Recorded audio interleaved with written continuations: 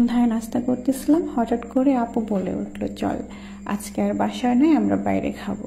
রাতের খাবারটা আমরা বাইরে খাবো। এটা শুনে আমি তো মহা খুশি। তাড়াতাড়ি চলে গেলাম ফ্রেশ হওয়ার জন্য, কারণ আমি আবার যেখানেই যাই না কেন, যত তাড়াতাড়ি শুরু করি শেষে আমার লেট হবেই হবে। এটার জন্য সব সময় বকা শুনতে হয়। এই জন্য আমি তাড়াতাড়ি রেডি হইতে চলে গেছি, কারণ আজকে আমি বকা শুনতে রাজি নই। মাঝখানে আপু এসে আবার ডিস্টার্ব করতেছিল। মেয়ে মানুষ বলে কথা, যেখানেই যাই না কেন সাজুগুজু তো করতেই হবে। মনে হচ্ছে যে আমরা দুজন যুদ্ধে নেমেছি, কার আগে কে শেষ করব।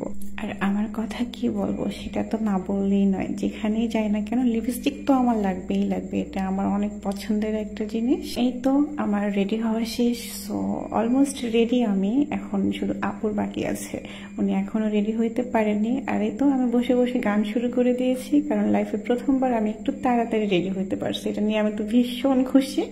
সো আমরা এখন চলে যাবো, যেহেতু আমরা সবাই রেডি হয়ে গেছি, বের হয়ে পড়ছি অলরেডি।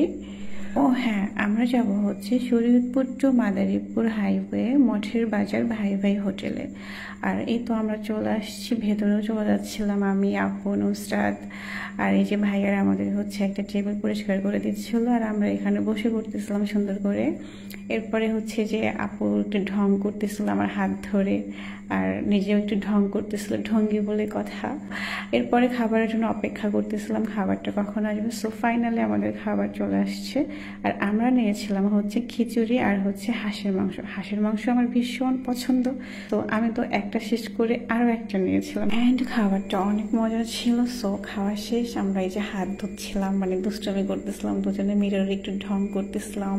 এরপরে ফ্রেশ হয়ে নিচ্ছিলাম সবাই। তারপরে তো বের হয়ে পড়ছি আল্লাহর নাম নিয়ে। এখন তো বাসায় ফিরতে হবে, কারণ রাত অনেক হয়ে গেছে। আর এখন বাসায় না ফিরলে আম্মুর হাত থেকে আল্লাহও বাঁচাইতে পারবে না।